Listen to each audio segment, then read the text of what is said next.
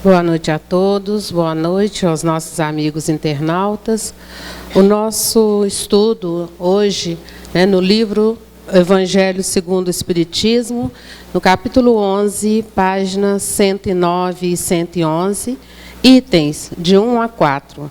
Amar o próximo como a si mesmo. O maior mandamento.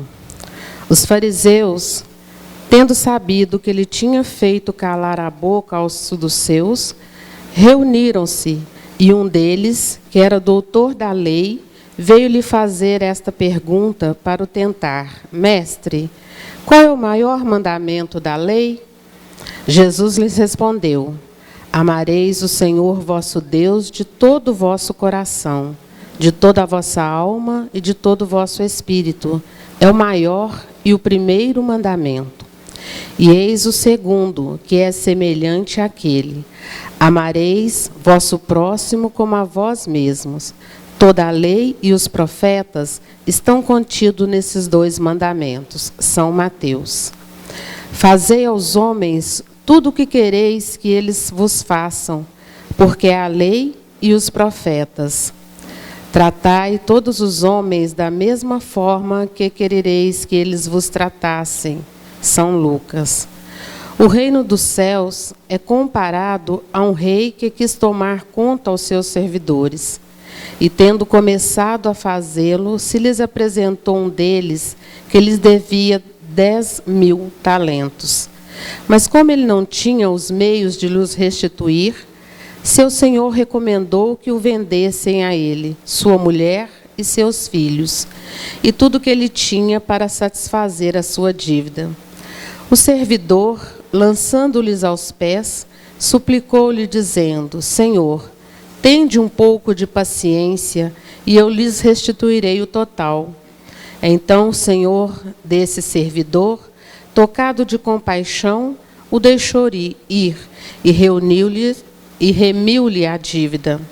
Mas esse servidor, mal tendo saído, encontrando um de seus companheiros que lhe devia 100 dinheiros, tomou-o pela garganta, quase sufocando-o, e disse-lhe: Restitui-me o que me deves.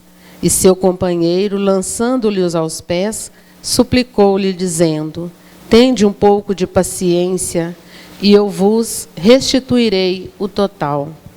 Mas ele não quis escutá-lo, e se indo, fê-lo colocar na prisão, para nela ter até que ele restituísse o que devia. Os outros servidores, seus companheiros, vendo o que se passava, extremamente aflitos, foram informar ao seu senhor de tudo o que havia ocorrido. Então o senhor, fazendo-o vir, lhe disse: Mau servidor, eu vos isentei de tudo o que me devíeis. Por que me pediste isso?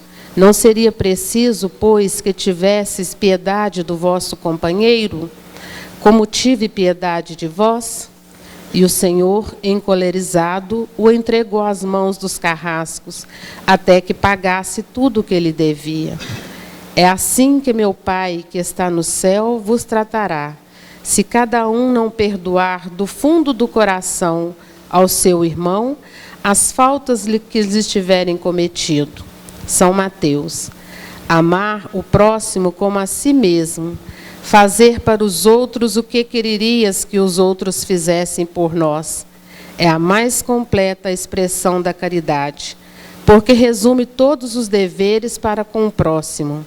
Não se pode ter guia mais seguro a esse respeito que, tomando por medida do que se deve fazer para os outros, o que se deseja para si.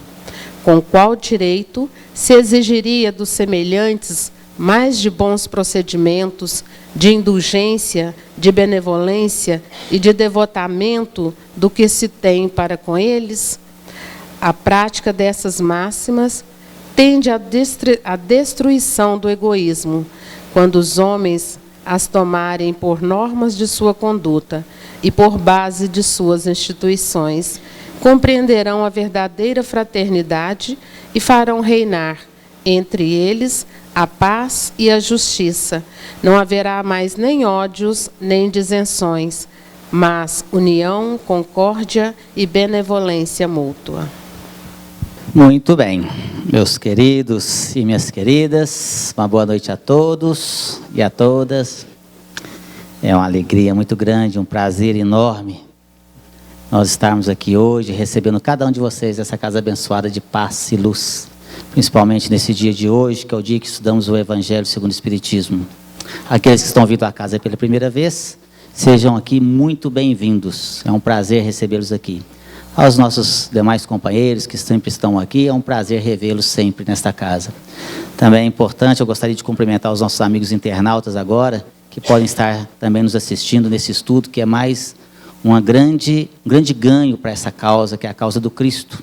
A doutrina espírita agora pode também ser vista na internet, e esse estudo em especial, o estudo do livro do Evangelho segundo o Espiritismo, que agora está sendo filmado e disponibilizado aí nas redes, no site do centro. Bom, meus queridos, esse tema, começamos um capítulo novo agora, né? Capítulo 11, amar o próximo como a si mesmo. Muito difícil, principalmente para aquele que está próximo a nós e que nós não gostamos muito. Sempre tem aquelas pessoas que nós não nos damos muito bem. Mas nós vamos aqui passar para o nosso companheiro Júnior, ao qual aproveito para agradecer a presença, e também ao Ives, que está sempre conosco aqui como voluntário dessa casa. Estamos aqui como facilitadores, meus queridos.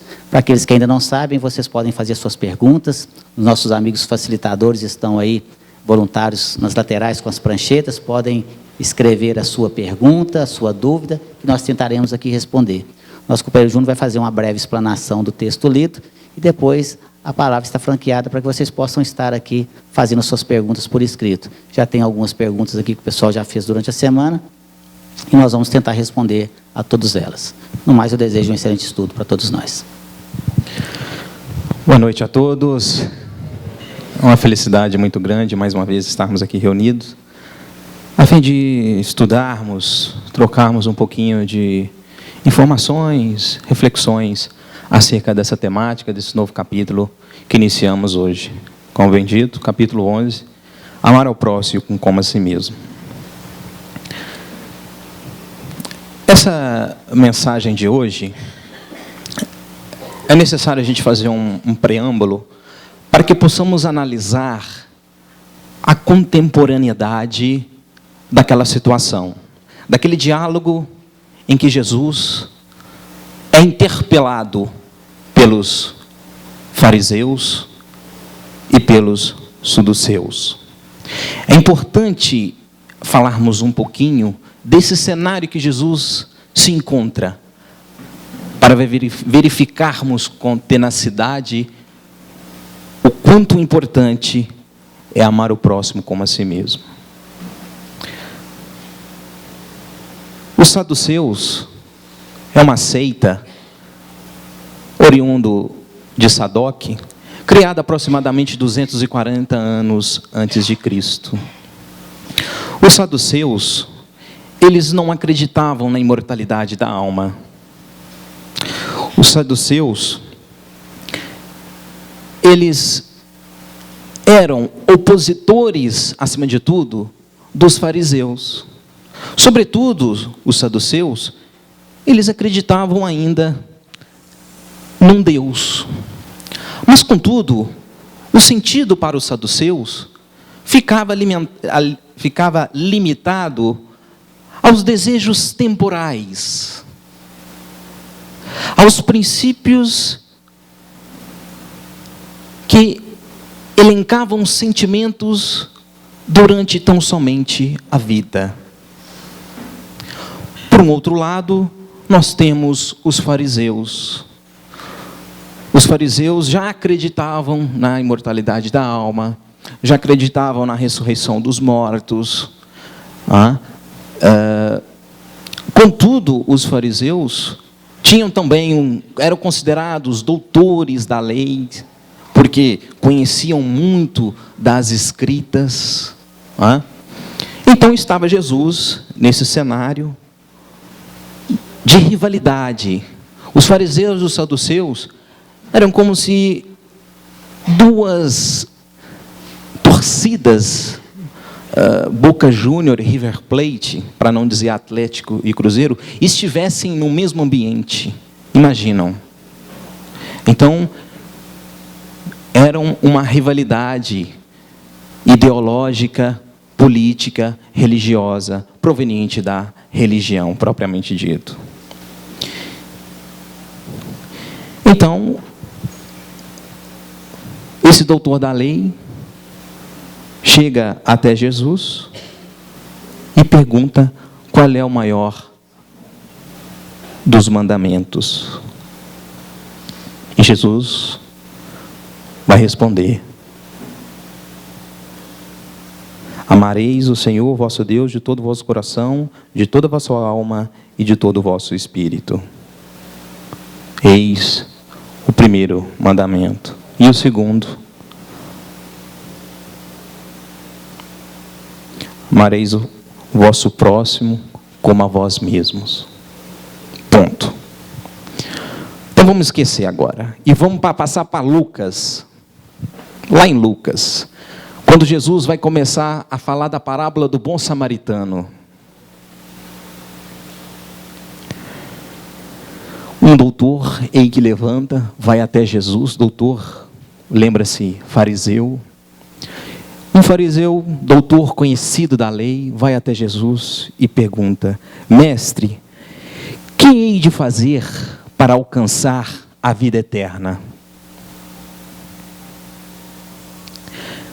Lembrando-se, quem estava interpelando Jesus era um doutor da lei. Então ele tinha conhecimento dessa resposta. Ele estava tentando atrair Jesus a cair em contradição, porque ele estava no cenário de fariseus saduceus. Eis que Jesus então devolve a pergunta para o doutor da lei, sabendo que ele era um doutor da lei. Jesus fala: mas o que está escrito na lei? Como se lê? Como você lê? Lembrando que o que fazer para alcançar a vida eterna é igual. Qual seria o maior dos mandamentos? Mas o que está escrito na lei? Como se lê? Ou seja, você como doutor, como a interpreta? E como ele era doutor da lei, ele respondeu: amarei o Senhor vosso Deus de todo o vosso coração, de toda a vossa alma, de todo o vosso espírito. E amareis ao próximo como a si mesmo. Aí Jesus disse: tudo bem, disseste a verdade. Faça isso e viverás. Ponto. O primeiro mandamento, ele é autoexplicativo. Qualquer pessoa dotada de um pouco de conhecimento, o mínimo que seja, vai entender que basta amar o seu Deus, o vosso Deus. Se fosse só até aí, tudo bem. Nós poderíamos fechar o livro e ir embora. Mas não. Há um outro problema. Ou melhor, uma solução. Que é amar ao próximo como a si mesmo. E aí, o doutor da lei pergunta: mas quem é o teu próximo? Aí ele vai informar quem é o teu próximo através da parábola do bom samaritano, que nós todos aqui conhecem. Não é? E aí ele narra a parábola do bom samaritano. E ao final ele pergunta ao doutor da lei: qual dos três que passaram parece ter sido o seu próximo? Lembrando que passou o sacerdote, o levita e o bom samaritano. Mas olha como Jesus era inteligente. Ele é o cara, Sérgio. Sabe por quê? Porque o bom samaritano não tinha nada de bom samaritano. Era bom samaritano nessa parábola específica. Porque os samaritanos naquela época eram homens de má índole, os samaritanos. Eram homens ignorantes. Então ele queria escutar. E diga-se de passagem que o samaritano era rival dos fariseus. Os samaritanos eram opositores dos doutores da lei.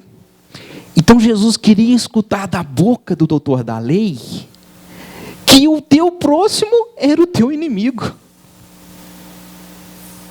Puta, olha para você ver. Puxa vida.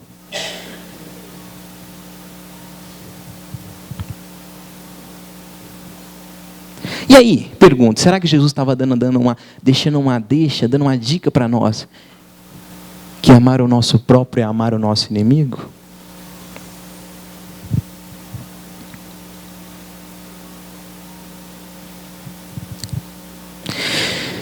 Então, meus irmãos, nesses 2 mandamentos, Jesus resumiu toda a lei divina.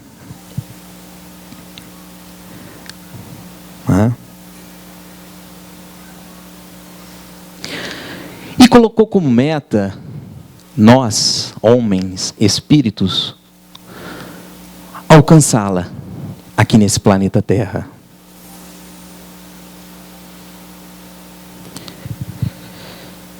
Para muitos, vai ser uma utopia.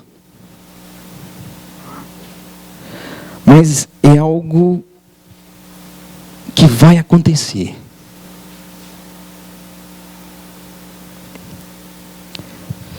Porque se tudo tende a um crescimento, se tudo evolui, quer dizer, se todos os homens trazem de si uma tendência, um impulso ao progresso, e se isso tem acontecido desde os homens dos primórdios, até mesmo pelo trabalho do próprio homem, por que a humanidade e a Terra não pode alcançar um dia esse grau de evolução que permitam que os habitantes encarnados e desencarnados possam viver esse estado de paz e felicidade?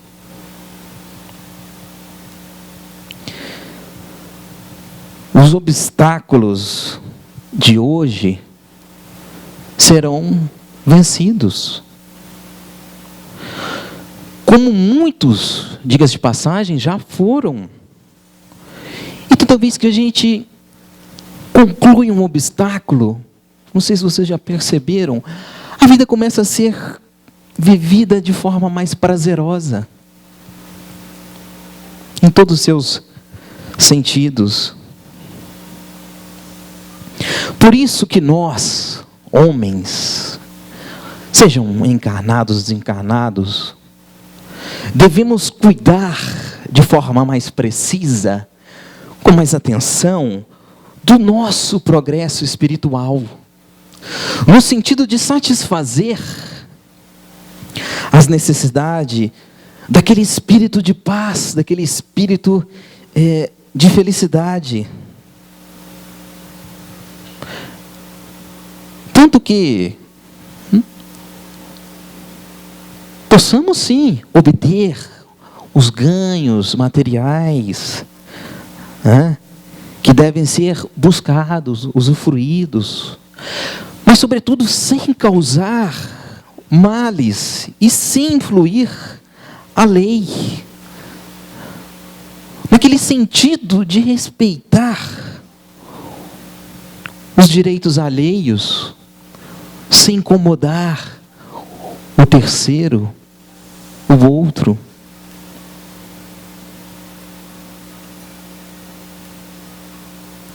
Então não podemos esquecer que nós somos espíritos, ou estamos espíritos perfectíveis. Quer dizer, todos nós temos em potência, temos em potencial esse movimento de desenvolver o nosso progresso espiritual no decorrer do processo evolutivo. Somos, sim, espíritos perfectíveis. Tanto é que os meios de comunicações hoje, como observam, estão a cada dia se desenvolvendo e ficando mais populares. E esse desenvolvimento e essa popularidade dos meios de comunicação vieram na época certa. Porque quanto mais popular, quanto mais desenvolvidos os meios de comunicação, mais transparência teremos daqueles que estão no poder, seja em qual grau for, no setor público ou setor privado. E quanto mais transparência, mais gamas de informações nós teremos.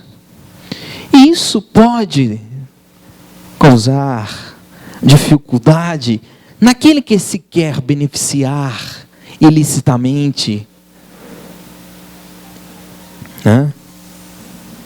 E isso faz com que nós, instintivamente, desenvolvemos a capacidade do raciocínio, da análise, de melhor perceber o que queremos de melhor para nós mesmos.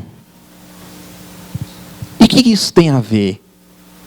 Tem a ver que combater o egoísmo, o orgulho, é uma tarefa permanente. Combater o orgulho, o egoísmo, é uma tarefa atual de todos nós que estamos aqui. Porque, meus irmãos, é fato, nós já estamos vivendo os primórdios da era do Espírito. E diga-se de passagem, ninguém ou qualquer coisa vai conseguir impedir essa nossa caminhada. Então, amar ao próximo como a si mesmo é a meta determinada por Deus, através de Jesus, dos Espíritos, dos missionários Espíritos, para a terra e para toda a humanidade. Seja ela encarnada ou desencarnada. Embora possa demorar anos ou anos, mas ela se concretizará. Então, enquanto existir o orgulho e o egoísmo no coração e nas mentes dos homens, as dores, os sofrimentos, as guerras, elas continuarão presentes. Até que essa humanidade, na sua maioria,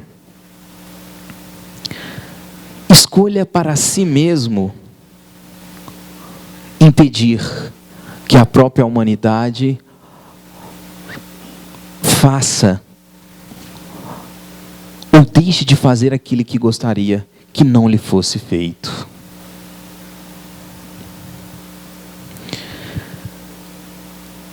Tanto é que a própria humanidade se cobrará. Exemplo, Protocolo de Kyoto. Há 10 anos atrás, os Estados Unidos não quis assinar. Passado 10 anos, os Estados Unidos assinou. Tudo bem, não ratificou. Mas já é o próprio Império Americano se curvando através de querer para si o que eu gostaria que fosse para todos. Porque o efeito é geral. O Protocolo de Kyoto, aquecimento do planeta, para quem não sabe. Que Kardec escreve com a propriedade e uma conclusão fantástica, quando ele diz que amar ao próximo como a si mesmo é fazer aos outros o que queríamos que nos fizesse. Essa afirmação constitui na mais completa expressão da caridade. Porque amar ao próximo como a si mesmo resume em todos os deveres que tenhamos que ter com o nosso próximo. E para finalizar, fazer aos outros o que queremos para nós é uma das ideias mais fáceis de serem entendidas. Vocês vão aonde compreender comigo. Qualquer pessoa, mesmo que não tenha nenhum estudo, consegue compreender isso. Agora, das mais difíceis, talvez, é de ser vivenciada. Porque o orgulho e o egoísmo ainda residem nos homens. Todavia, essa frase é a única direção. Eu diria que é o único caminho que nós temos que percorrer para que nós possamos alcançar a paz interna, para que nós possamos alcançar a harmonia das nações e as nações viverem em fraternidade e solidariedade. Então, tão simples de ser entendida, mas tão difícil de ser vivida. E aí a pergunta que eu deixo para vocês: até quando vamos permanecer nesse mundo de provas e expiações? Até quando? Obrigado, Júnior, pela explanação desse texto, que apesar de ser um texto pequeno, mas que nos leva definitivamente a profundas reflexões. Como nós colocamos, o nosso estudo é um estudo interativo. Então vocês podem, não só podem, como devem participar. Nossos voluntários, amigos, estão nas laterais com as pranchetas. Vocês podem fazer as suas perguntas, seus questionamentos, que nós vamos tentar responder aqui. E podem fazê-la também durante a semana. Nós temos ali a caixinha de perguntas e respostas do Evangelho segundo o Espiritismo, e podem estar fazendo aí para que possamos estar aqui respondendo. Bom, a primeira questão que nos chega aqui. Já falhei muito nesse sentido. Hoje fico preocupado de como me encontrarei no mundo espiritual. O que posso fazer para ter esperança? Bom, meu querido, bem-vindo ao time primeiro, né? Você já falhou muito, e nós, todos nós, já falhamos e falhamos realmente muito. Quem aqui que não errou? Quem aqui nunca errou, que levante a mão? Ainda melhor dizendo, quem nunca errou, que atire a primeira pedra. Não é assim que Jesus disse para todas aquelas pessoas? O que aconteceu? Foi todo mundo embora. Ele ficou sozinho. Ele e a mulher, a coitada, chamada de pecadora. E quando ele olhou para trás, mas não tem ninguém, vai jogar uma pedrinha? Né? E alguém aqui tem condições e coragem de jogar uma pedrinha? No Júnior? Nele, né? Em mim não. Nele. Não, porque nós já erramos muito. E continuamos errando. Mas até quando? Esta é a pergunta final que o Júnior colocou para nós aqui. Não é verdade? Mas o que fazer? O que fazer se já errei tanto aqui? A primeira coisa é exatamente o que essa pessoa colocou aqui. Já falhei muito nesse sentido. Ou seja, reconhecer o erro. Este é o primeiro grande, o primeiro enorme passo que nós temos que reconhecer, para que nós temos que fazer. Ou seja, reconhecer que erramos. Porque muitos ainda orgulhosos, vaidosos, extremamente egoístas, estão ali ainda, não, eu não erro. Eu faço isso, está totalmente correto. O errado é o mundo está errado, e eu estou correto. E não é assim. Então, a primeira coisa a fazer, reconhecer o erro. E a segunda coisa a fazer, nos esforçar, começar a nos esforçar para mudar, para nos mudarmos, para fazer a nossa reforma íntima, para fazer a nossa autotransformação, a nossa mudança interior. Colocando em prática essa máxima de Jesus, que faça ao outro o que você gostaria que o outro fizesse com você. Olha só, isso é muito legal, gente. Não é fácil, não, mas é muito bom. Fazer ao outro o que você gostaria que o outro fizesse com você. Trocar de lugar. Olha que coisa interessante. Se colocar no lugar do outro. Tudo que você for fazer, antes de fazer, troque de lugar. Troque de lugar com o outro. Troque de lugar com sua mãe. Troque de lugar com seu pai. Troque de lugar com seu filho. Troque de lugar com seu irmão. Troque de lugar com seu vizinho e vai por aí adiante. E aí, antes de fazer, troque e analise. Se eu fosse esta pessoa, o que eu gostaria de ouvir?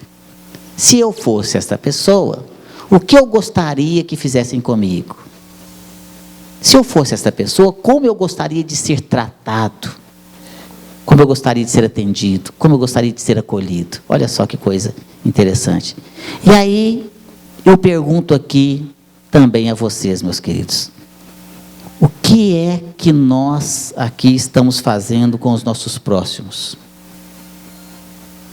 Não só com aqueles que vivem mais próximos de nós, mas com as pessoas em geral. Como nós estamos aqui tratando as pessoas?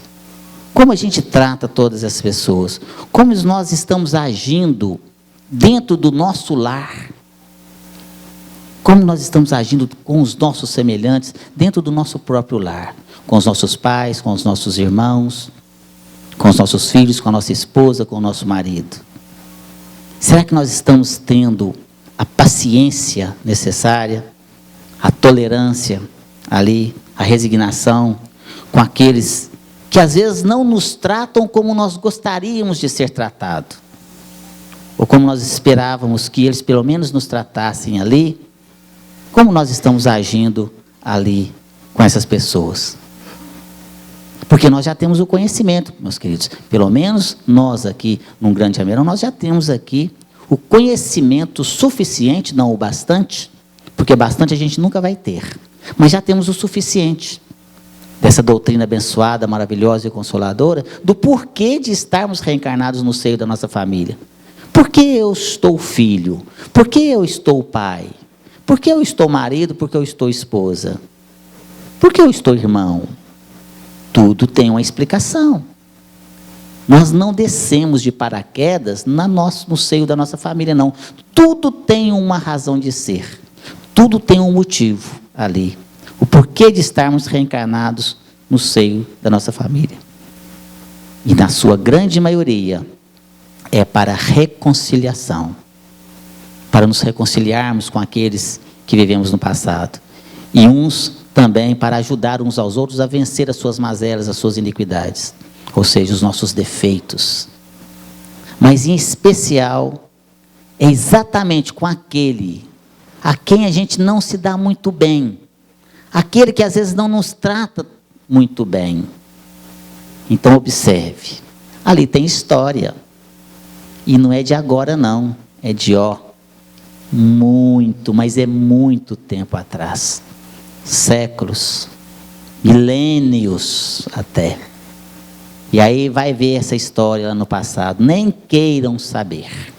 Por isso Deus é sábio, bom e justo. Nos dá esse esquecimento abençoado.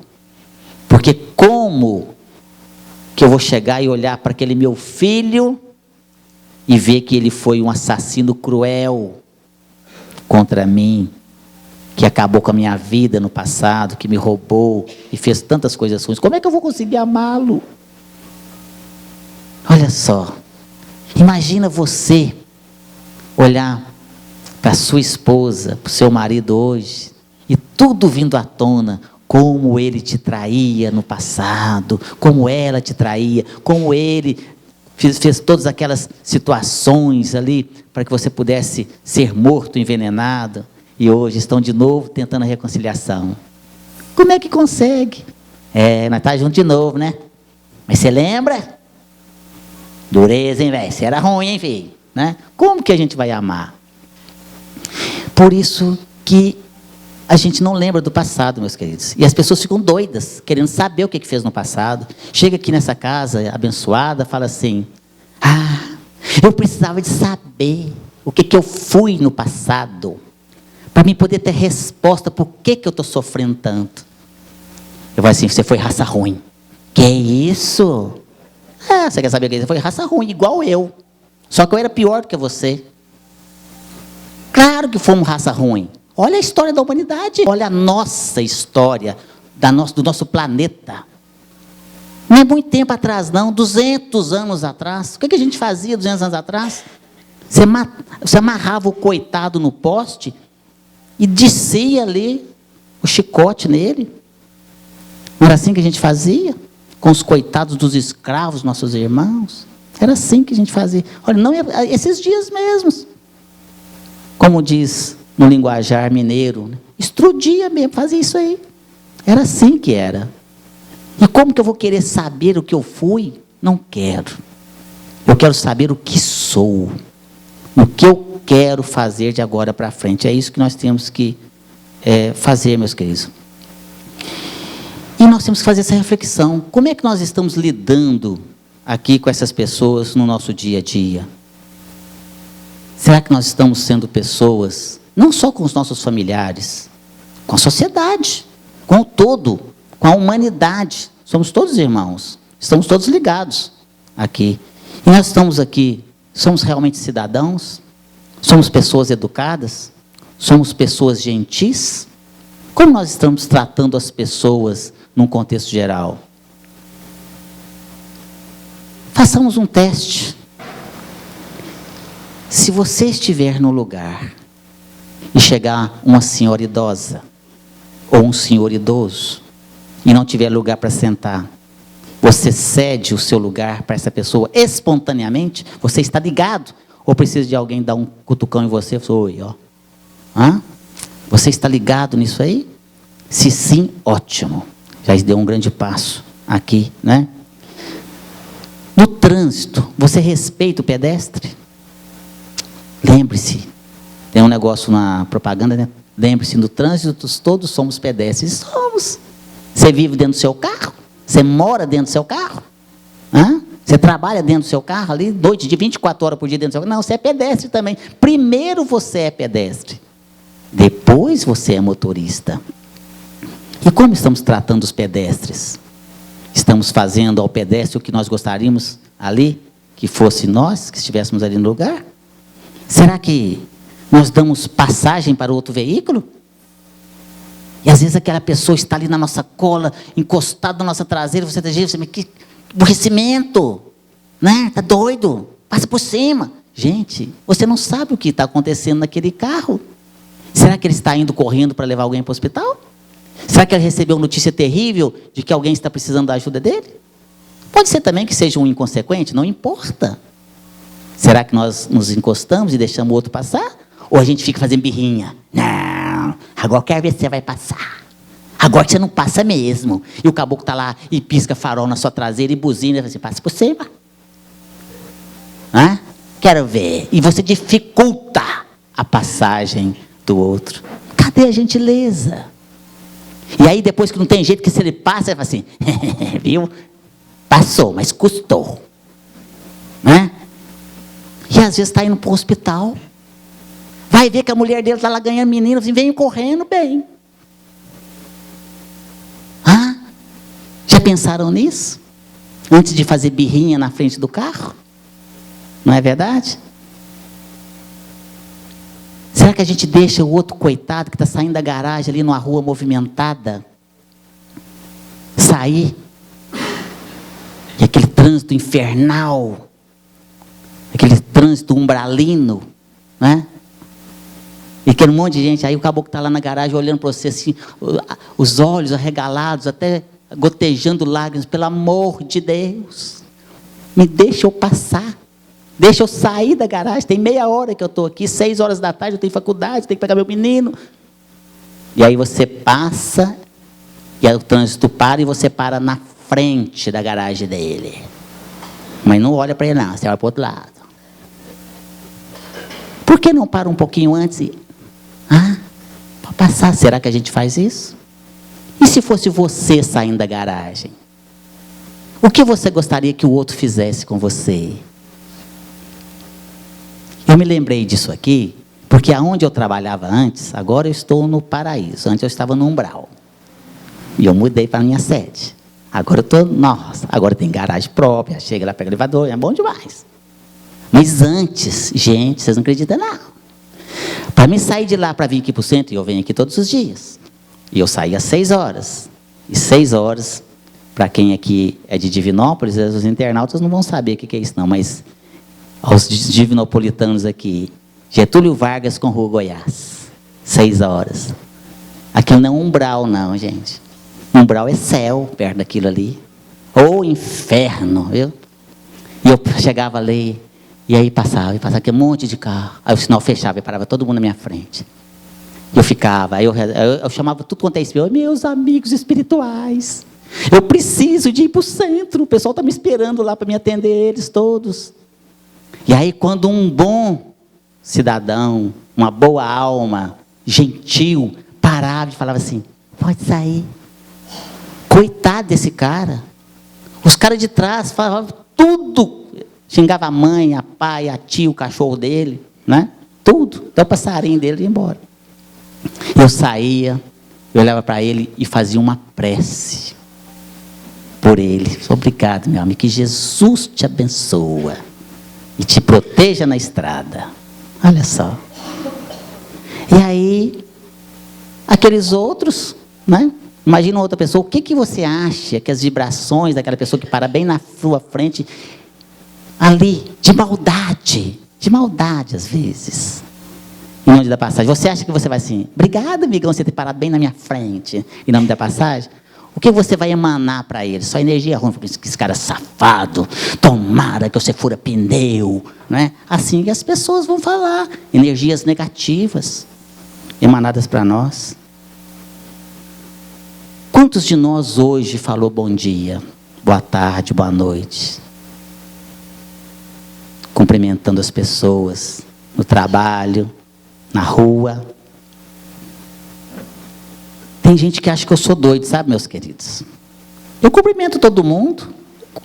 Qual que é? Olha só, olha que coisa bacana. Bom dia, Ives. Olha só que coisa bacana. Bom dia. Tenha um bom dia. Eu não estou desejando ele tenha um mau dia. Quando a gente chega nas pessoas, no elevador, no elevador de um prédio comercial aqui em Divinópolis, aí eu entro, bom dia a todos, o povo, gente, parece que eu falei um palavrão. As pessoas assim, o ET entrou dentro do elevador. Eu só desejei bom dia a todos. Como assim? E eles ficam olhando assustados, alguns se afastam. Deve ser doido. Parece que a gente tem uma doença contagiosa. E se você agradece a assessorista, né? Ali, quarto andar, por favor. E a hora que você sai, muito obrigado, viu? Obrigado, bom dia, moço, vai com Deus, uma alegria. Meu filho chama essas pessoas de invisíveis. Sabe aquelas pessoas que ficam na estrada com a bandeirinha sinalizando o perigo? Nas estradas que estão tendo ali alguma reforma, e agora temos várias.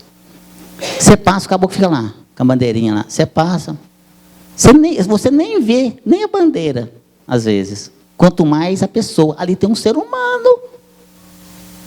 Ele fica lá, pare, siga, protegendo você. E a gente para, o caboclo vira, pare, para você dizer, ô inferno. Mas tinha que ser logo na minha vez. Nossa, será que não podia ter esperado mais um segundo para me passar? Não. Ainda xingo, coitado. Ele colocou para porque já vem outro carro do lado de lá. Senão vocês iam bater de frente, você ia morrer. E a gente xinga, né? Aí, atrasando a minha viagem. E eu passo e buzino para eles e pisco o farol. Mas eles ficam numa alegria. Vai com Deus, moça. Alguém viu ele? Quantos de vocês aqui hoje fez um agradecimento? Ao trocador do ônibus, quem veio de ônibus, ao motorista, ao caixa lá da padaria, do supermercado, do restaurante, ao garçom que te serviu. Ele está ali, claro, fazendo a obrigação dele, está trabalhando e ganhando para isso. Mas ele não é seu escravo, não. Não te custa ser gentil. A hora que ele serviu o seu prato, trazer a conta, muito obrigado, meu amigo. Ele está trazendo comida para você, já imaginou? Esse caboclo, que energia que eu estou colocando comida para você ali, não é? Qual que é a caridade que você fez hoje? Ou esses dias para trás? Qual foi o último dia? Então, meus queridos, tratar aqui ao outro como você gostaria de ser tratado. É isso que nós temos que fazer. Ser gentil com as pessoas. Gentileza gera gentileza. É isso que nós temos que fazer sempre. Agindo assim, com certeza, todos nós, e aí eu respondo para esse nosso amigo, o que posso fazer para ter esperança no mundo espiritual? Se agirmos desta forma, com certeza chegaremos ao plano espiritual com a nossa consciência tranquila, do dever cumprido, de que nós pelo menos nos esforçamos. Isso vale muito. Podemos até não ter conseguido o intento, mas nós nos esforçamos. Isso é o mais importante, é você se esforçar para mudar. Mudança é difícil, requer comprometimento, requer força de vontade, perseverança, muita tolerância, paciência e muito mais coisas. É difícil, mas não é impossível. E é necessário. Possamos, meus queridos, nos esforçar para sim, quando chegarmos ao plano espiritual, ter a nossa consciência tranquila do dever cumprido. Da paz. Boa noite, pessoal. Acho que os nossos amigos já disseram tudo, então cabe a mim fazer a prece, né, de encerramento. Mas o que eles disseram aqui serve de combustível e de referência até para o suporte da pergunta que a gente vai responder aqui, que é uma pergunta interessante que diz assim: se não tenho nada a doar, não possui conhecimento que vocês têm para o auxílio, ainda sou carente, como agir com o próximo? Quem diz que para ajudar precisa de conhecimento? Conhecimento, ele é uma forma de auxílio. Uma forma de auxílio. Então, às vezes a gente fica nesse pressuposto de que para auxiliar alguém a gente necessita de conhecimento, e não. Nós precisamos de boa vontade, primeiramente, para poder auxiliar dentro daquilo que eu sou capaz de socorrer, de auxiliar, né? Então, ninguém não tem nada para doar, porque se você for ver, até um cavalo ele pode te auxiliar. Até um animal ele te auxilia de alguma forma. Então, quando você fala que não tem nada para auxiliar, logo se coloca abaixo até de um animal, né? Porque um cavalo ele pode transportar uma carga para você de um lado para o outro, né? Então, assim, todos nós temos forças, né, capazes de beneficiar alguém, até mesmo num leito acamado, né, impossibilitado organicamente, você pode dar um sorriso para alguém. E quem diz que esse sorriso não representa uma forma de auxílio, né?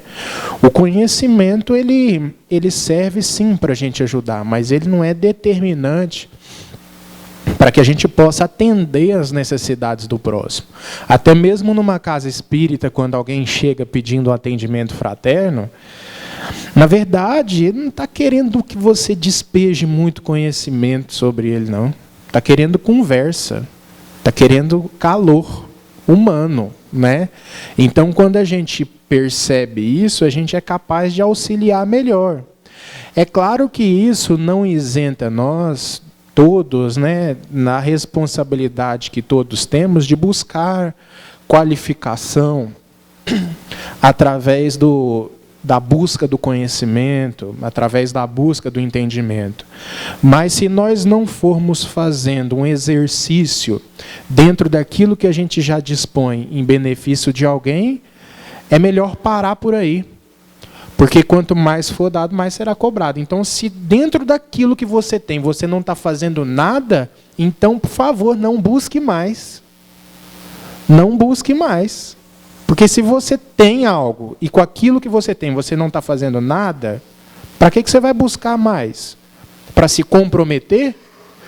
Né? Porque quanto mais você recebe, mais você tem uma responsabilidade dentro daquele peso que te gera, né, o conhecimento. Então a gente precisa refletir a fim de que nós possamos nos tornar úteis dentro daquelas condições que nós já oferecemos a alguém. Né? Quando a pergunta 886 do Livro dos Espíritos pergunta qual o verdadeiro sentido da caridade, como entendia Jesus, a espiritualidade não responde, o maior sentido da caridade, como entendia Jesus, é o conhecimento.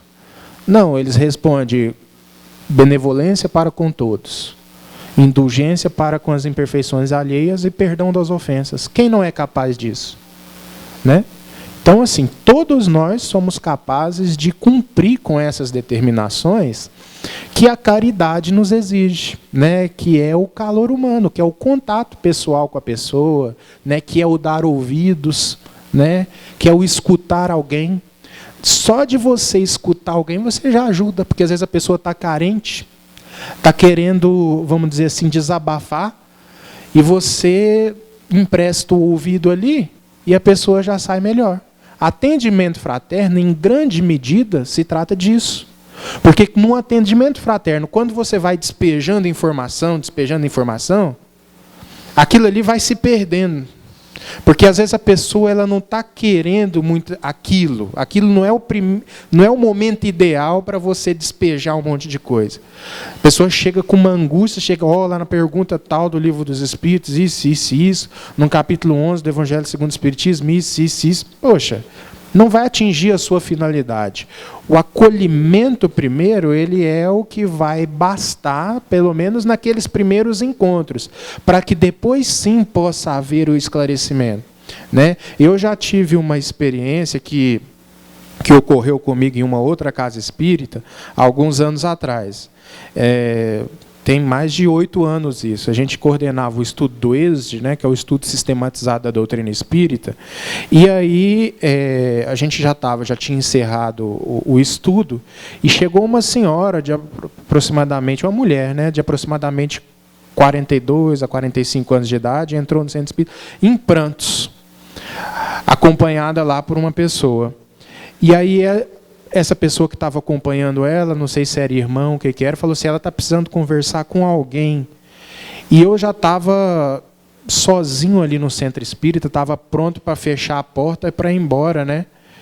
E assim, eu tinha 19 anos de idade, né? Logo o meu bom senso diz que aquela senhora não ia querer conversar comigo, né? E aí ela desesperada querendo conversar com alguém, e eu timidamente falei assim, tem eu. A mulher começou a chorar o dobro. Não é possível, só tem esse menino para conversar. Né? Aí eu falei assim, pedindo inspiração para a espiritualidade, falei, minha senhora, se a senhora quiser, a gente pode pelo menos emprestar o ouvido, já que se a senhora supõe que a gente não tenha nada de bom para falar, pelo menos eu me sirvo aqui nesse momento para a senhora falar das suas angústias e, quem sabe, te encaminhar para alguém que sabe mais do que eu, para poder estar, né, te encaminhando, para poder estar te esclarecendo. Aí eu sei que a mulher entrou lá para falar comigo.